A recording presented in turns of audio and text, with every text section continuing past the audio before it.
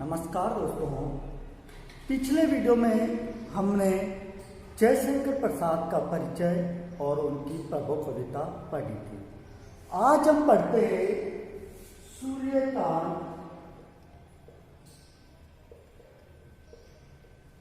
त्रिपाठी निराला। सूर्यकांत त्रिपाठी निराला हमने पहले भी देखा था कि एक छायावाद के प्रमुख कवि थे। देखो, छायावाद का समय 1918 से 1936 तक का माना जाता है। इसमें चार प्रमुख आधार स्तंभ, चार प्रमुख कवि थे। प्रसाद, जयशंकर प्रसाद, निराला, सुमित्रानंदन पंत और महादेवी वर्मा। महादेवी वर्मा ये चार प्रमुख कवि थे छायावाद में। उनमें जयशंकर प्रसाद पढ़ लिया था, आज पढ़ रहे हम निराला। निराला क्या? निराला इनका उपनाम। निराला क्या है? उपनाम। और ये छायावाद के प्रमुख कवि थे। और जैसे प्रसाद मूलतः नाटककार थे ना, प्रसाद मूलतः नाटककार थे, उसी तरह से निराला जी मूलतः कवि थे। मूलतः का मतलब यह होता है कि मुख्य रूप से उसी के ऊपर प्रकाश डाला, यानी कि प्रसाद को मुख्य रूप से नाटकों में प्रसिद्धि मिली, उसी तरह से निराला जी ने को मुख्य रूप से कवि के रूप में, कविताओं के रूप में, काव्यखंड के रूप में प्रसिद्धि मिली। किसको? निराला जी को। निराला जी को काव्यखंड में प्रसिद्धि मिली। अब निराला जी का जन्म 1896 ईस्वी में हुआ। वेरी इंपॉर्टेंट प्रश्न है। किसी भी कवि का जन्म महत्वपूर्ण होता है। जन्म 1896 ईस्वी बंगाल के, कहां पर होता है? बंगाल के मेदिनीपुर गांव में।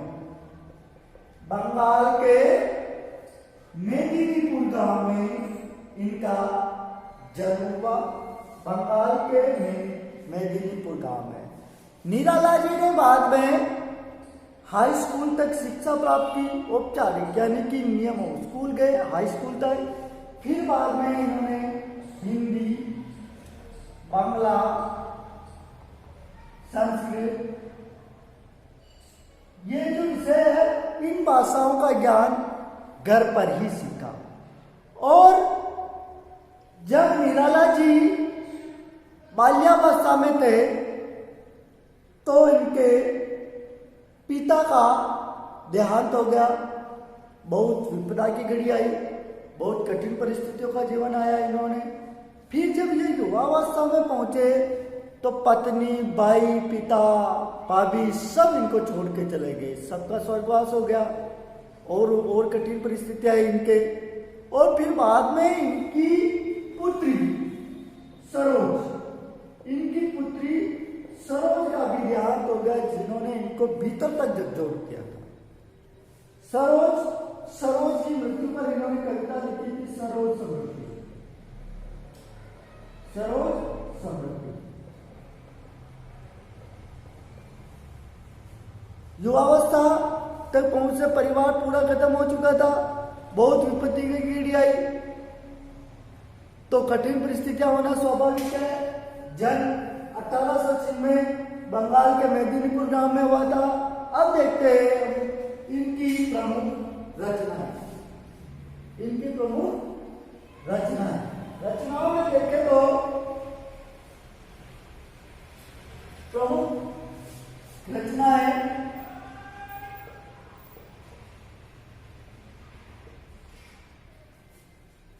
अनामिका,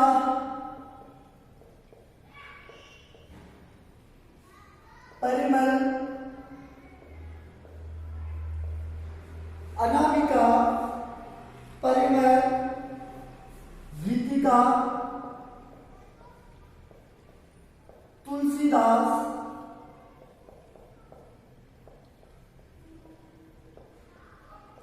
कुकुरमुत्ता,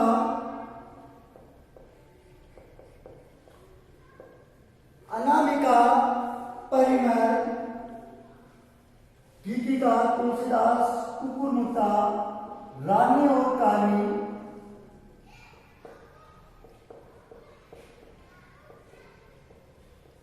रानी और काली, सर्वसम्मति, ये भी प्रसिद्ध कविता है। रानी और काली, नए पत्ते, राम की शक्ति पूजा,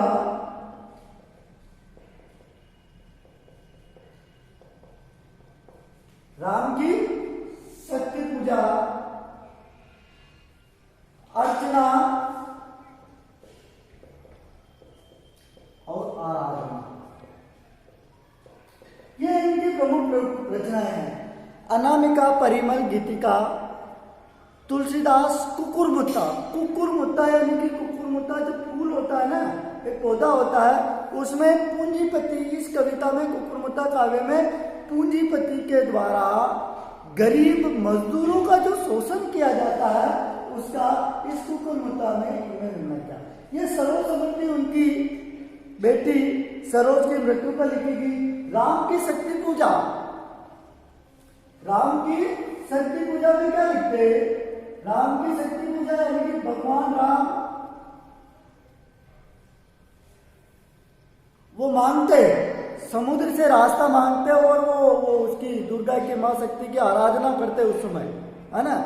माँ शक्ति की आराधना करते, उस शक्ति की आराधना पर उन्होंने राम की शक्ति पूजा लिखी है। और अर्चना, राम की शक्ति पूजा रावण युद्ध के समय, रावण युद्ध के समय रावण भी यज्ञ करता और भगवान राम भी शक्ति की आराधना करता। फिर वो कमल का फूल कम पड़ जाता है उनका, तो फिर अपने राज्य लोचन आँखों को निकालने के लिए उनकी माँ कहती कि तुम्हारे लोचन कहाँ गए, तो फिर वो अपने आँखों का बलिदान देने के लिए कहते। तो ये इसमें राम की शक्ति पूजा, अर्चना और आराधना, ये थी प्रमुख रचना। तो हमने देखा था महत्वपूर्ण बातें।